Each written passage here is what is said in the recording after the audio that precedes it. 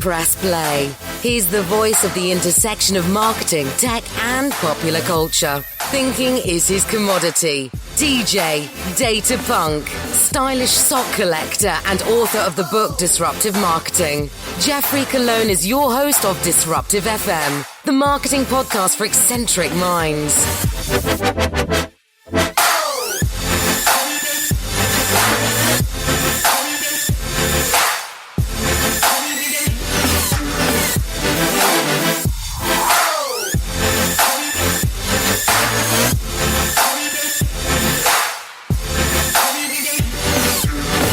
This is a special episode of Disruptive FM, the marketing podcast for eccentric minds.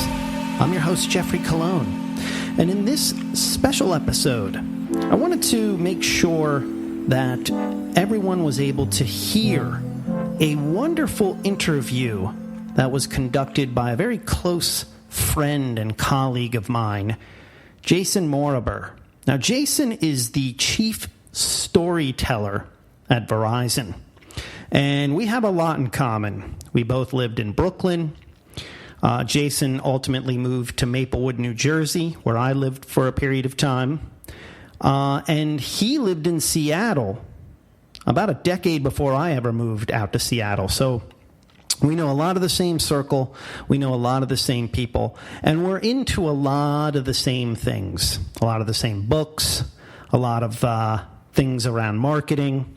And it's always fascinating to speak to him. So when he flew out to Seattle and was able to sit down and interview me for a piece that he is publishing on Verizon.com, I figured, why not include the audio as well? Why not embed it in the written piece so people could hear the interview if they didn't have time to actually read it and maybe get a little additional insight from it? So this is the interview conducted by Jason Moriber in my office at Microsoft in Bellevue, Washington, where I work for Bing Ads, which is part of Microsoft Search Advertising, and would love your feedback on it, and I'm sure Jason would as well. So here we go, special episode of Disruptive FM. Jason Moriber, the chief storyteller at Verizon, interviewing me, Geoffrey Cologne, a communications designer at Microsoft. Enjoy. Introduce yourself to our readers. All right. Geoffrey Cologne. I am a communications designer at Microsoft. I work on Microsoft Search Advertising products, and I'm author of the book Disruptive Marketing, What Growth Hackers, Data Punks, and Other Hybrid Thinkers Can Teach Us About Navigating the New Normal. So, we were just chatting before we put the camera on about we both work at tech companies, tend to be large tech companies. And I think because of that, we might have access to insights and resources that other folks don't. So if you can look back over your 3 years, let's say, here at Microsoft and think about key learnings, what would be a trajectory for you of like, okay, I see this, and now here's what's going to happen next? Yeah, it's interesting because I think when I got here in 2013, and you still hear this discussion all the time, and I don't think it's going away anytime soon. It's all about mobile. How does mobile power people's lives? But mobile isn't just a device anymore. I mean, now looking at the 2016, if someone said, "What is mobile?" Mm-hmm. I probably wouldn't say, "Oh, that's my iPhone." I probably would say, "Well, it's my car, the computer technology that's in it. It is myself because I have a wearable device that can track me via GPS to tell me how many steps I've taken." We have really become, as human beings, mobile in that respect.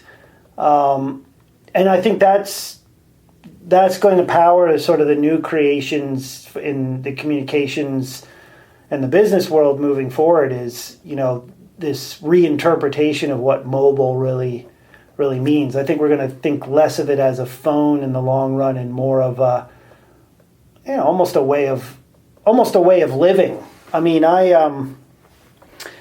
giving this talk quite a bit at these digital marketing conferences called Digital Summit, and they're in about 15 different cities. I'm actually going to be in Portland, Oregon tomorrow, and it's all about the nomadic society we live in, and it's part anthropology, part communications, part marketing strategy.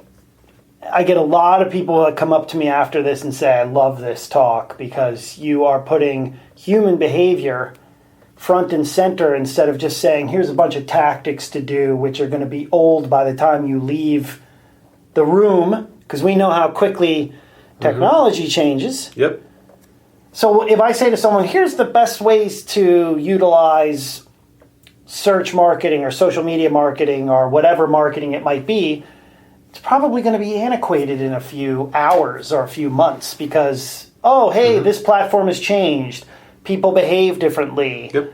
I mean, that's the main emphasis I think that companies are putting more inspiration into is, they use the terms customer-centric or customer obsession. Really what we have to get back to is just, what motivates people? Why do we do the things that we do? And not look at it from, hey, why do we do the things that we do from a business or a personal perspective? Because those worlds are converging. What you do for a living is probably something that you might enjoy doing in your personal life. So we have to, I think we have to the questions that we answer on a lot of these things for business now is, what motivates people? And so in this discussion on what I call this sort of digital nomadic strategy is you had society living as hunters and gatherers in the agricultural era. You cross that chasm into the industrial era. Everyone moved to a city. They worked for that city, they worked for a company. Yep. The company said, you have no ability whatsoever to add any value except what we tell you to do. Right. Then you cross the chasm into the information era or the knowledge era. And it was big companies still owned a lot of the means of production because it was expensive. We think about the first VCR. Right. It was $15,000. Eventually, you could get a VCR for a couple $100. It's the same thing with lots of technology. Cloud computing is allowing us to cross another chasm where I'd like to call it the creative age. Again, it hasn't been labeled. And the reason you call it the creative age is it's almost coming full circle to the agricultural age. In the agricultural age, you had to be entrepreneurial. You had to be creative if you wanted to survive, if you wanted to eat. Right. Because you were growing your food, but then you had to figure out, how do I sell this to others? How do I barter? How do I create up systems of trade? In the industrial era, it was like, hey, just follow the rules and you'll be fine. Right. And now it's really becoming a thing, it's becoming a world again where people have the ability to work from anywhere, do a number of different initiatives. I still think one of the things that we have to be really cognizant of is we don't want to leave certain sectors of society behind, meaning we don't want it to be a world where just the smartest people have the ability to make ends meet. And those are discussions I think that'll come out, probably over the next 20 years in terms of how technology changes our entire economic system. But, one thing is certain. We live in this whole new creative era, and technology powers that. Cloud computing powers that. But the biggest engine that really powers that is creativity.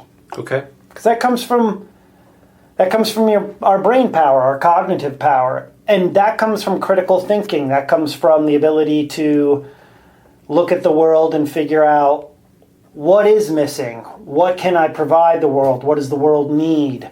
We live in a sort of very purpose-driven era now where I think a lot of people aren't saying, what do I get paid the most to do, but what does the world need? Yeah, I can get paid doing this, but what does the world need? And I think some of the ideas we've seen, especially when it comes to like mobile apps, like some of these ridiculous ideas, it's like, hey, we'll do that. This app will do this for you.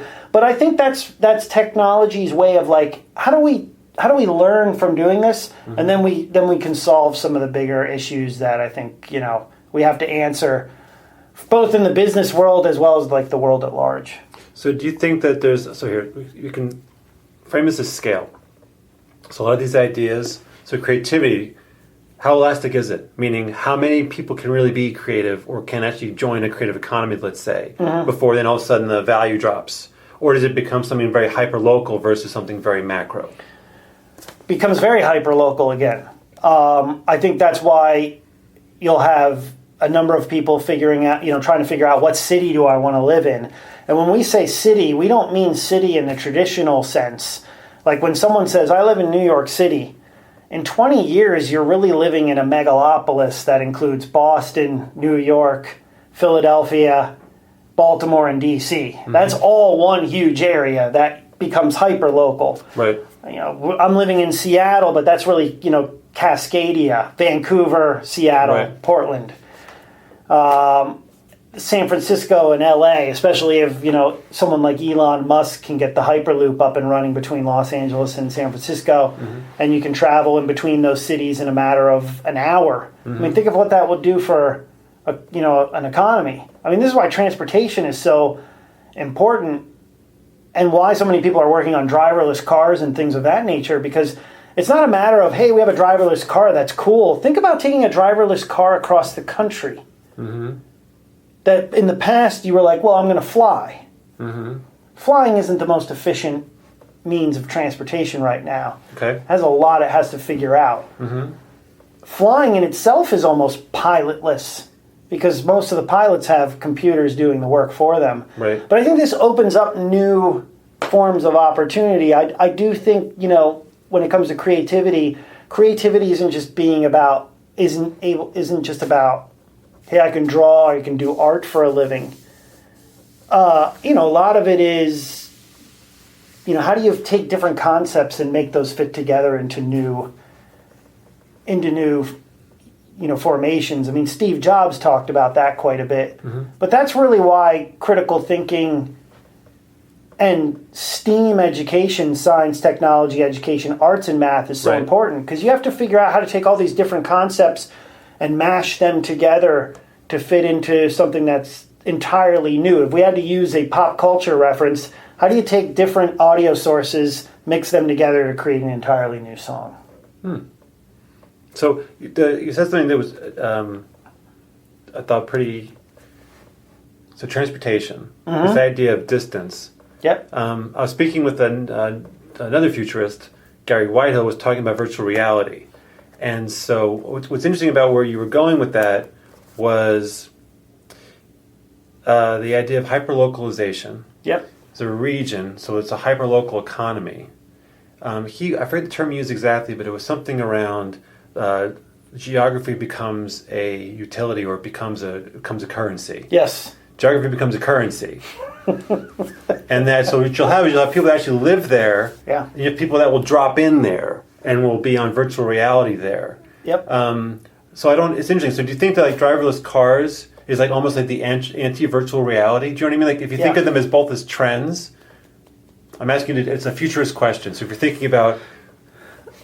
Yeah, I do, because I think, you are going to enter an era where you're not going to have to necessarily get on a plane or get in that driverless car to be there, because you do have augmented or virtual reality to take you there. Right. And it will be just as efficient and probably, more impactful for you. Let's say you're in London and you need to basically check in with San Francisco. Nowadays, that's a business flight. And that's a business flight that takes you there, and you're obviously meeting with those people for a few days. But if you can make that happen where you actually feel like you're in the same room with someone, that has a huge impact on the ability to actually travel or transport. right, as we have now. That also has a big effect on many industries in the sense that have taken advantage, or at least, they're built on people movement. Mm-hmm. So obviously commercial airlines are built on people movement, but will we need those in the next 20 or 30 years? That might end up being a luxury again. Might go back full circle as we're talking here, where when people first started flying, it wasn't cheap. That was a luxury. Yeah. And now anybody can fly, and that actually might go back full circle. And there might be other reasons why this is where virtual reality and augmented reality help. I mean, there's a lot of waste when you fly great distances. You're putting a lot of fuel into the atmosphere, and we might have to think about, should we be doing that, or are there other ways that we can connect that are better for the the planet and the environment? And, and VR and AR might be a solution to that. Again, we don't think in those terms because we're always thinking about, hey, this is a way for us to enable business or gaming or whatever it is that we're trying to do. But it could actually have there could be greater benefits we're not thinking about. So do you think that almost the hidden movement behind all this is your nomadic society principle, that that's the thing that we're not paying attention to? So what I mean is we can talk about virtual reality, augmented reality, we can talk about driverless cars, but really what's happening is it's a return of the nomadic, it's a return of right? So we're going back really to almost the agricultural era. So why isn't everyone freaking out about that? So why isn't that their movements and marches and what so because that seems to be the case. Yeah. I mean, yes, okay, so you're working on it, but I think is it because it's still early? I think it's still very early. I think when you have and you and I are talking about this, and there's probably not many people in the business world that talk about it too much. And I mean, I've gotten, you get people who just say, is this based on speculation? No, a lot of it's based on where technology is going, based on population data and statistics. But people can say, yeah, but you're still coming up with something that you don't know if it's necessarily going to happen. So people, until something is actually happening, people are going to just sort of say whatever. Like that person, these people are just, it's all speculative shamanism that a lot of these people are just discussing when it comes to sort of business futurism. But I mean, I think, you have to pay attention to these trends. They're not, there's a reason why things that bubble on the fringe, ultimately it's like physics, they lead to a boiling point. And I think that's what's really happening. And it's funny, in the political world, nobody talks about that. Right. Nobody talks about, hey, we have to prepare for a future that everything is more automated. That your sense of purpose is how you actually find happiness, rather than, hey, you got to go out and hustle to make ends meet. We don't know what economics might look like. Right. I mean, it's hard to tell. But I mean, these are things that I think, not many people were bringing them up.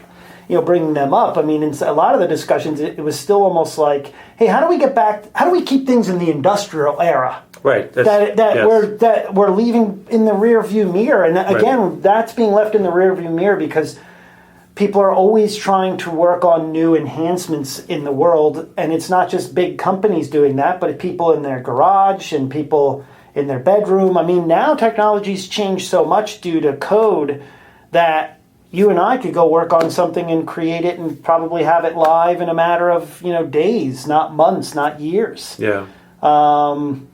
That's the interesting world that we live in now, is the speed, the velocity of change. So let's go there. So speed and velocity. Yeah. So then, what's it going to require to keep up? So we think about speed and velocity. So I took a ride over here, and the gentleman was talking about coding academies. Yep. So, and he was thinking about coding academies himself. Like, hey, I can do a 6-month coding academy and I can double my income. But then once I'm there are going to be another 1,000 people who've taken the same coding academy classes, then what happens to me then?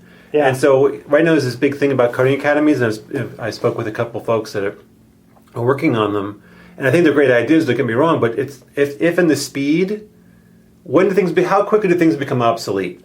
So like we can you and I can go build an app. It could be out in the world like in 5 days. Yeah. And then so it could be gone in a matter of days, weeks. I mean, Alvin Toffler, rest in peace. You know, he just recently passed away. I mean, he talked a lot about this. I mean, the literate in our society are those that have the ability to, you know, learn, unlearn, and relearn now. So just learning a skill, of which that person said, hey, I'm going to learn a skill. I'm going to learn to code, which, by the way, I think is important. It's great.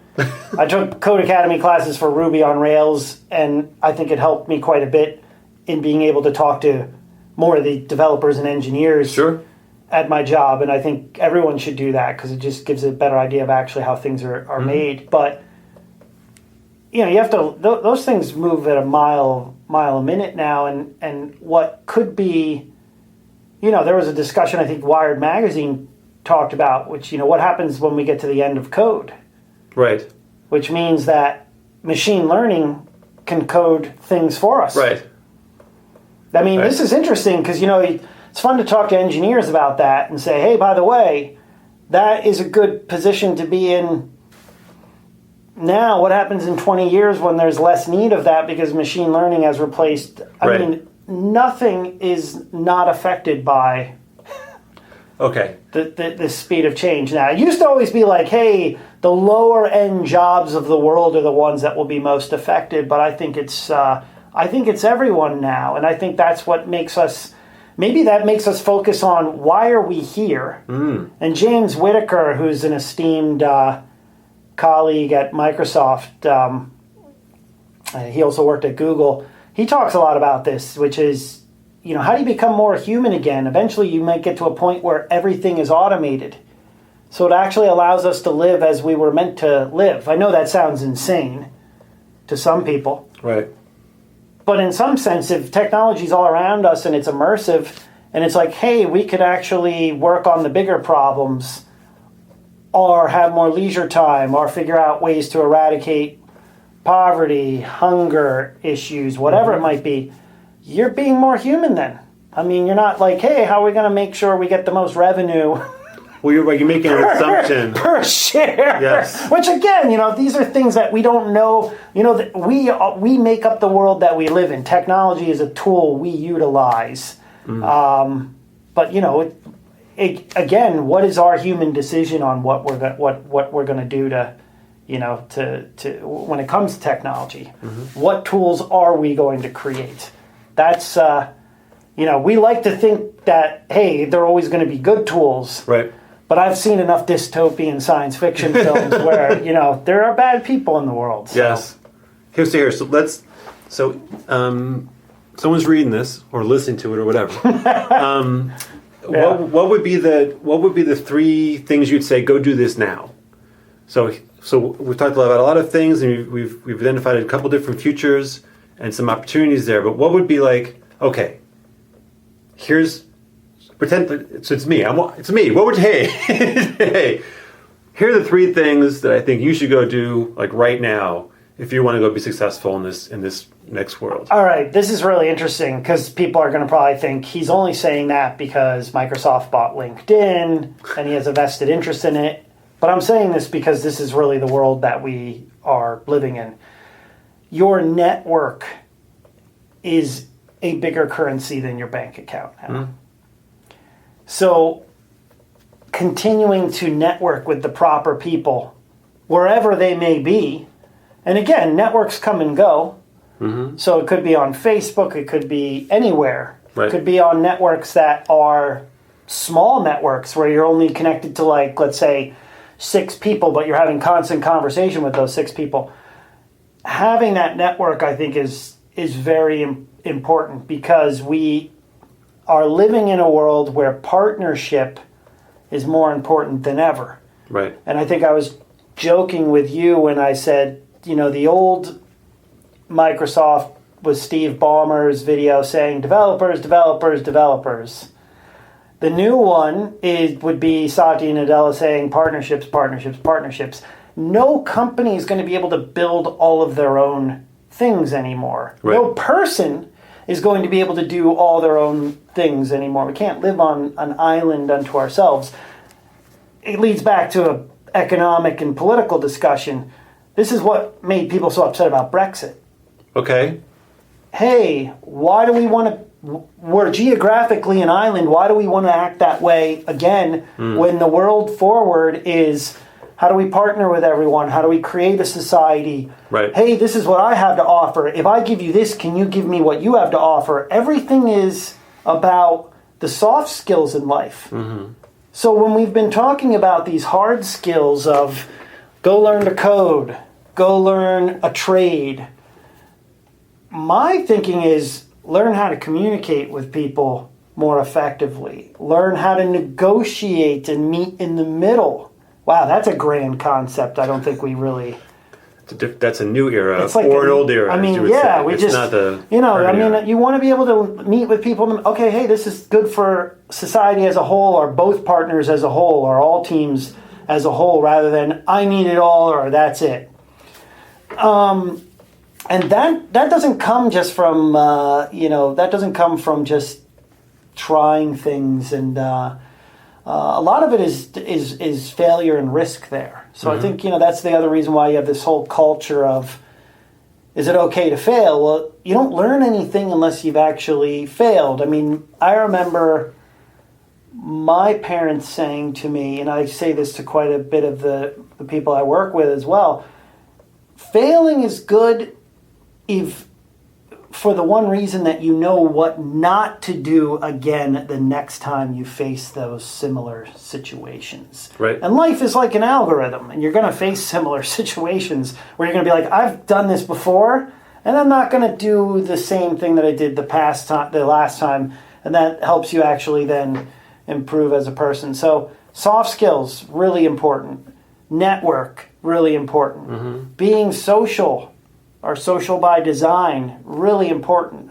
I mean, if you think about how we communicate and how younger people communicate, the way they manipulate media is almost a form of is almost like their new form of like how we learned how to write cursive back in elementary school. Mm-hmm. Instead of my kids learning to write cursive, they might learn how to actually chop up a quick bit of video together with different sources so they can prove the point that they're trying to prove. There's really no one right way to communicate anymore. So that's another thing that's going to be really interesting is the adoption level, being open to new experiences, curious. And we've talked about that quite a bit, you and I. Like this culture of curiosity is really lacking in a lot of business now. It's almost like William White's The Organization Man from 1954. Hey, if you're not doing the process and the rules, you're not going to fit in here. Get the hell out. Right. That's what you want. You want people who actually are not following process. There are no rules. There are no best practices. I think we're all trying to figure out where the hell everything is going. A world without best practices. We live in a world without best practices. I mean, it's just sort of insane right now. Because of your acceleration. Yeah, that's right. So best practices are... They were. And the crazy thing is people will ask for playbooks all the time at a business, and I'll say that this playbook might be antiquated in a matter of like weeks. What do you mean it might be eradicated in a matter of weeks? Because there's no best practices necessarily. Because of things changing so quickly. So are they tenets? What are the guardrails? What? Hey, there's no playbooks. There's... I think it's almost... it's almost like there's... it goes back to almost like an era of, again, what did people have in the agricultural era? Folklore, mores, fables. Oh, see, look at that. Okay. Things that, aren't concrete. If you think about most of that storytelling from that era... It's not saying like, hey, be this way. It's saying it would probably be good to act in this type of manner. Watch out for dragons. There you go. Right. And we've got we've almost sort of entered an era for a long period of time where things were really finite, and that is, we have to be much more flexible. I love to use the analogy of why is yoga so popular? Because yoga is a really good analogy for the world we live in. Flexibility. Okay. So flexibility. Period. Being agile, being open to experience, not always worrying about what everybody else, has to think about you. I mean, great podcast I listened to that Malcolm Gladwell, which I'll give a plug for him. Revisionist History, my favorite podcast out at the moment. And I'm a big Gladwell fan. I mean, I read all his books. And saw him speak a couple years ago at the 92nd Street Y in New York. And he had, one of the podcasts was on how Wilt Chamberlain was a terrible free throw shooter. Mm-hmm. But he was a complete player, except for being able to shoot free throws. And for one season, he shot free throws underhand, right, and did really, really well. And the next season he didn't do that. Why? Because he cared about what people thought about him. Right. We need more people who just go, you know what, I'd rather be a complete athlete. I don't really care what people are going to think about me. I'm going to throw it underhand. That's how you get innovation. That's how you get interesting things in the world. Because people are basically like, I don't really care if people are laughing at me. In fact, I'll be laughing at them when they realize how... When I score 1,000 points. Interesting all this is. Yeah, exactly. We scare it. So, I mean, those are things I think we can learn a lot from all these different sort of... Well, what do I call it? It's sort of like intersectional learning. How do you take all these different sources, put it together, and actually apply that to your industry? It's like I learn more from biology than I do from reading business books. Okay. And I think the same thing is true of people who are in medicine now. They're always asking me, hey, you're a marketer. We want you to come and talk at our summit. And I was, you're all doctors. What are you going to learn from someone like me? And they're like, but Jeff, medicine and the way that the medical world works now is all about marketing, because it's trying to market our ideas so that they're accepted as new ways of doing things in medicine. And I didn't think about that, because I was like, oh, wow, all right. The world really is a lot more... Everyone's marketing. ...holistic than we realize it is. Everyone's got to be more of a what term you just used about a well-balanced player, the complete player. Complete player. You can't just do the one thing. You have to have, maybe not even 100%, meaning I can be 80% doctor, and then 2%, but I have to be able to have pieces of other things in order to be more complete at what I'm doing. I mean, and I in my book, I note that as being a generalist. You don't want to be, that's what a hybrid is. You're being a little bit of everything rather than hey, I'm 100% this, but you know nothing about the other side of what's necessary, and that leaves you exposed. So you put that balance. So Jason, go be a hybrid. Go be a hybrid. That would be part of it. Go be a hybrid. Now, I want to go back into your intersectional learning. It's a great term. Did you come up with that? It's pretty good. If you I don't know. I think I read it somewhere. It's good. Maybe I used it in a speech. I don't remember. Can you teach that? Can you teach that form? Is that a form of creativity? Can you teach creativity? Well, two questions. You can pick which one you want. Can you teach creativity, and can you teach intersectional learning? Or is that something... I'll stop. Can you teach it? Yeah. I think all these you can learn. I think learning is different than teaching. Hold on, though. I think there are some things... I think some people by nature are more open to... I think some people are just more open to experience than maybe others, but I do think you can teach people to be... Yeah, I do think you can teach people to be more open and more accepting, because if that was the case, then I don't think we would bother trying to get people to think differently about, our place in the world. We're constantly trying to say, hey, you should be open to this experience because it'll actually help you grow as a person. Carol Dweck talked about that in, growth mindset. Mm-hmm.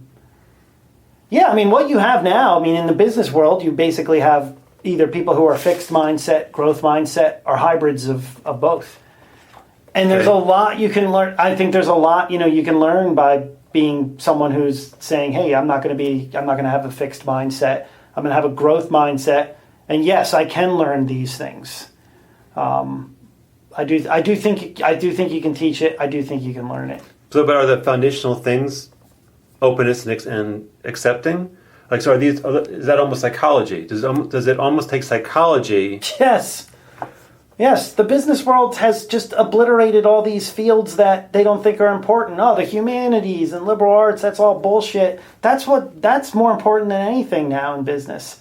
I think the liberal arts majors are laughing, at a lot of people who are finance or marketing majors, because they don't really, for a long time before much of what existed in terms of communication technology, yes, it was easy to say, here's the 4 Ps, and here's our marketing mix, and here's where we're going to put our money. I laugh at those people now. They're so antiquated. It's just that's a fixed mindset of thinking about the business world. And it's funny because it's like you and I guess you have to laugh at some of these things only because you just wonder how some people have gotten so powerful in business because they just followed certain blueprints to get where they are. I don't think that ladder exists, or I don't even think it should be followed. I think if you're trying to follow that ladder upward, that's like that ladder leads to nowhere. Apart, or it's just like falling apart as you climb. Falling apart as you climb up. So risk. Could risk become a KPI for health of an organization? The more risks it takes. So if you're teaching acceptance and openness to get to intersectional learning, is risk a KPI? Yeah, it's a huge one. I think you just made a model here, Jeff. Risk is... Maybe it's in your book. It's in the book. It's in the book.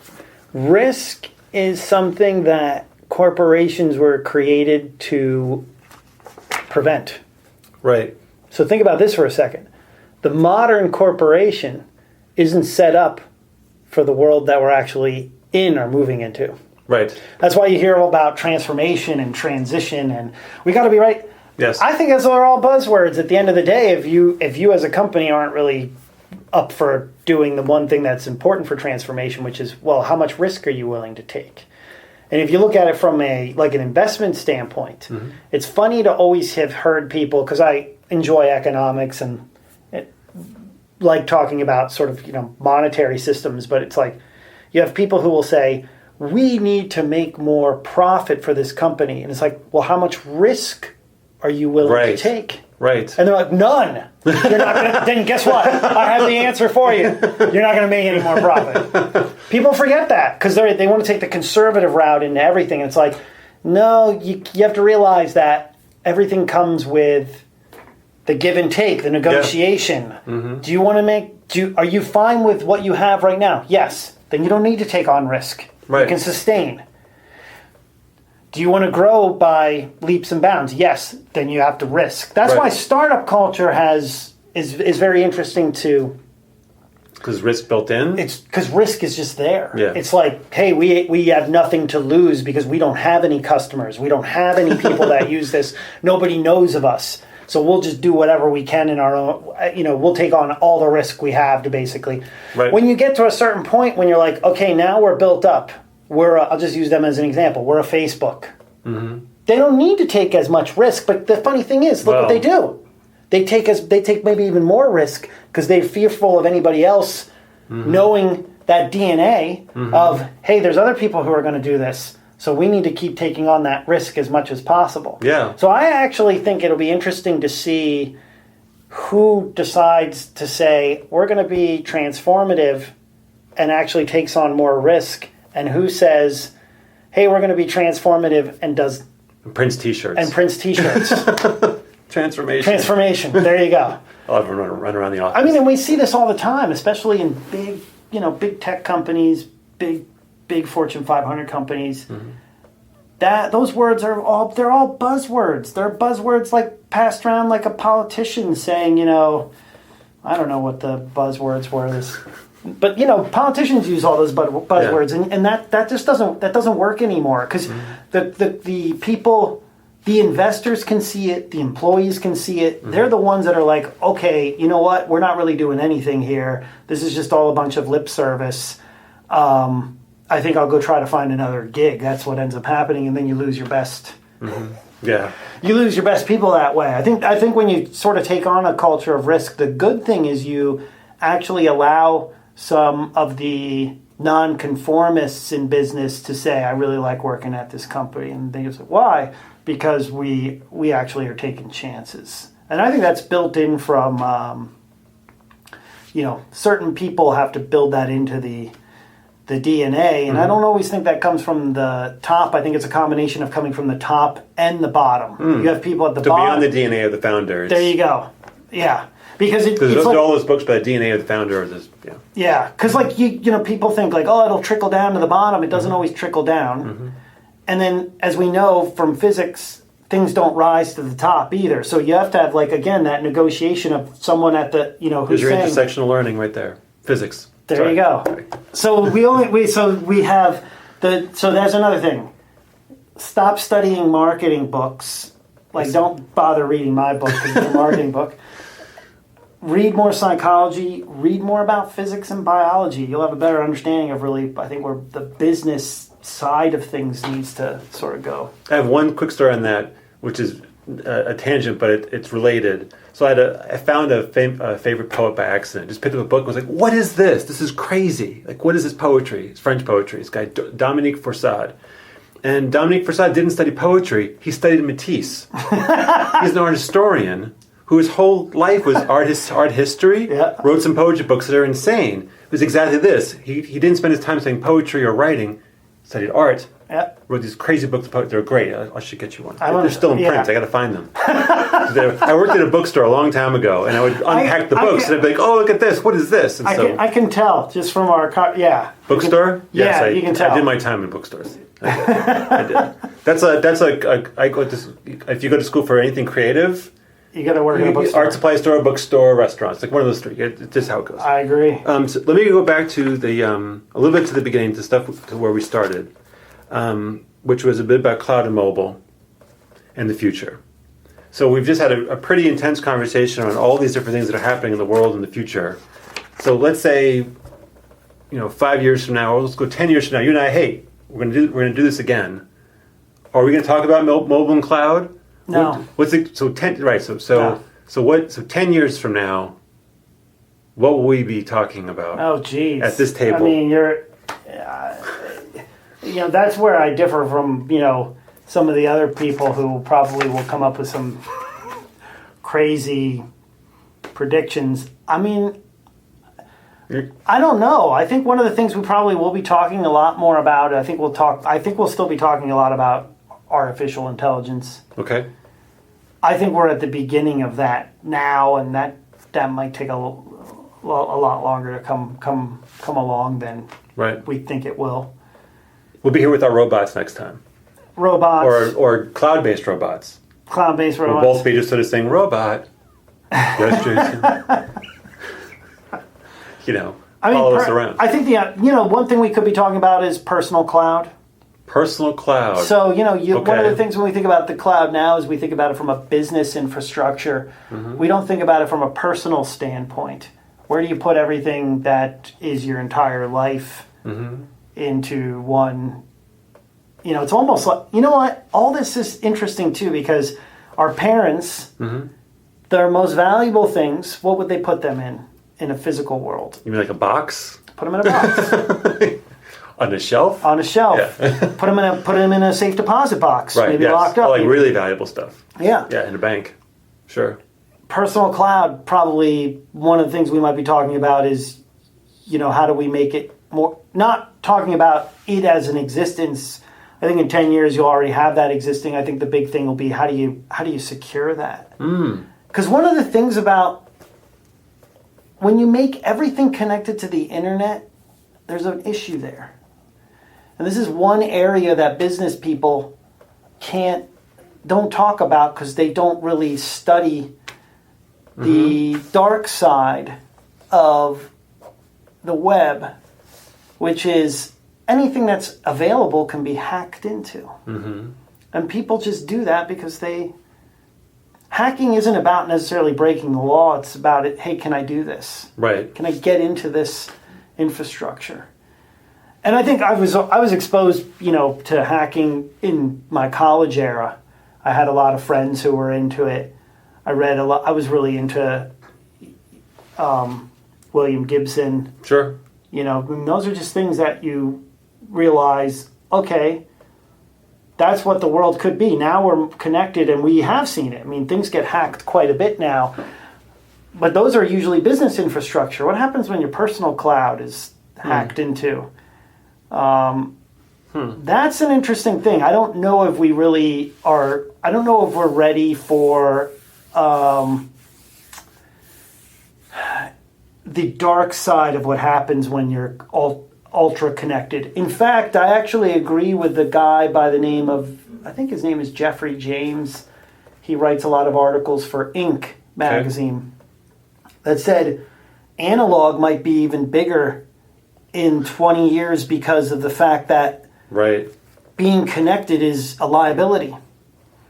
So people will actually want physical items that they can, store that nobody can get. Right. That's crazy to think about too, because it's like, wait a minute, we're trying to make progress forward, and now you're telling me that we might have to have that. I think that'll always exist, though. I don't know if that'll always necessarily go the dark away. side. That assumes there'll always be a dark side. Well, it's just because there's a dark side of nature. Again, going back to psychology, I mean, we can't explain why people do some of the things that they do. They do ugly things. It's the same thing. Just because we're trying to talk about this, like, oh, hey, this world could be utopian. Mm-hmm.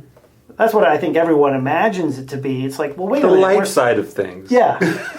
We're still made up. The world's still made up of people.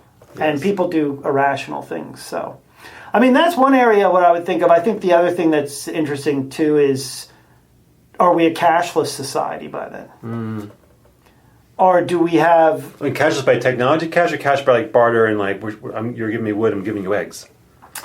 No, I mean, eggs. we don't have physical money anymore. Right. Mm-hmm. I mean, and what does that mean? And talk about hacking. Hey, it gets even more interesting when you say, wow, it'd be really fun to just sort of hack in and take all that money and deposit it into... Right. Oh, hold on, though, it's trackable unless they have a whole way of siphoning. I mean, right now, cash is not trackable. That's what makes it a great black market medium. Right. So I think a lot of the people who are pushing for, hey, let's get rid of cash because it supports the black market. It's also... And grandmothers everywhere. And grandmothers. Well, germs, too. I mean, think about how many times when you touched money when you were younger, your parents are like, wash your hands. Yeah. Like, why? Because there's so many germs on... I mean, I guess it's Sweden that I think is trying to move toward like an all cashless society. But I mean, to answer your other question... here you go, honey, go buy something. That whole era will be gone. Your great aunt always gives you 50 cents or whatever. Yeah, what do you do? I mean, what do kids do? Are you are you registering your kids at a younger age to... I saw a startup that was basically, rather than buying gifts, the youngster will create an online account with goals. I think that there were 3 types of goals. One was for society, one was for family, one was for themselves. So I want a bike. Bike's $100, but I want to give to this charity. And then I could decide. Yep. So your parents buy you a gift, and everyone else would put money into the account. I can't remember what it's called. I think there's a lot of cool things with that. I just, it's hard to answer questions like what we'll be talking about in... I'm sorry. 20 years. It's a fun question to ask. Of course it is. I just think it's one of those things that things are... It'll be our bots talking. It won't even be us. It reminds me of when Mark Zuckerberg put up that 10-year plan. Like the timeline? And I was the first person that was like, you know what? You're showing your age still, Mark. I love what you've done, but you learn as you age. You don't plan that far ahead because anything can happen in life. Right. So he's like, hey, chatbots will be the thing in 10 years' time and virtual reality. Yeah, but you don't know what other people are working on. Well, he's trying to make the future he wants. He's trying to make the future, exactly, rather than being agile. No, it will be. No, it will be this. Exactly, exactly. Yeah. So it's, but that's, we'll see, we'll see how that all ends up. But, I think if anything, we could also, we've talked about it quite a bit, which is, we have a lot of the means to communicate with pretty much anyone around the world now. I think there'll be, some other form of, communication, whether it's the ability to, what was that? The holodeck, to basically feel like you're actually in a room with someone and having a conversation. I mean, those are cool things. I wish I could have those. I would actually talk to, it would be fun to be able to talk to, people like that now who I'm close to that happen to live, 6,000 miles away. But one of the folks I spoke to, her name is Ting Kelly, and when we were talking about virtual reality, she brought up the fact that it's going to take space to do the virtual reality in. That's like your holodeck. Like, we're all thinking about virtual reality as being goggles. But actually, if you want to, it's a holodeck. Yep. Who's going to have them? Are we gonna go like rent space in the holodeck, like rather than like a conference room? Oh crap! It's signed out by somebody else. Is it gonna be like they're gonna build new skyscrapers that are gonna be? I don't know. Or is it gonna be repurposed warehouses? What was that? There was that UK. What was that show? It was like a UK show, science fiction show, where it looked like everybody lived in their own little. Oh right. What was that? It was almost like everyone's apartment was this, the size of this office. It was really small, but it could be small because basically it was a holodeck, so you could make it whatever you wanted it to be. Yeah, it's fascinating because you just sort of see like how far we've gone, where you had a computer on every desk to, a world where, computing could pretty much be. It is pretty much everywhere, so it's just hard to detect where that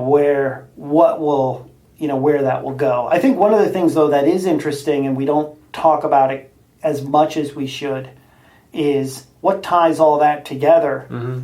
And that's when I say, that's when I go back and say, well, machine learning systems tie that all together. That's why Amazon's putting such a heavy emphasis on the Echo. Right. Yeah. And search. Neat device. People still think of search as, I'm typing into a box, but like search allows you to figures out what you actually like and what you don't like over time, and then it builds that sort of repository for you. I think that's it's an interesting world, and you can't just say that's one that just a few companies are in, because I think search takes on different meanings. I was talking to a coworker of mine this morning, and we're like, Twitter is search if you think about it. Sure. But we don't think about it that way in a lot of respects. But I search for a lot of real-time things on Twitter more than I do on Bing or Google. So it's, I don't know, it's fascinating to see how that will change over time and who wants to build sort of that learning engine. Mm-hmm. But yeah, AI I think is it's too early right now, and I think that'll still be a big part of the discussion. Thanks, Jeff. Awesome. Thank you, Jason. You're welcome. I'm turning this off. So there you have it. The interview between Chief Storyteller at Verizon, Jason Moriber, and myself, Geoffrey Cologne, a communications designer at Microsoft, where we got pretty deep on where the future of business is going, as well as where the future may be headed. I hope you enjoyed that. I know Jason would love feedback on these stories, and you can provide that on Twitter using the handle @Verizon News. Also, you can check out a number of other stories Jason produces with the team at Verizon at verizon.com/about/news, where they delve into personal tech, enterprise tech, people, and community. Check all that out and more at verizon.com/about/news. You've been listening to a special episode of Disruptive FM, the marketing podcast for eccentric minds. You've been listening to an episode of Disruptive FM, the marketing podcast for eccentric minds. Remember to subscribe to the show on iTunes. Purchase a copy of Geoffrey's latest book, Disruptive Marketing, on Kindle, hardcover and audio. Signing off from the city of Seattle. Press pause.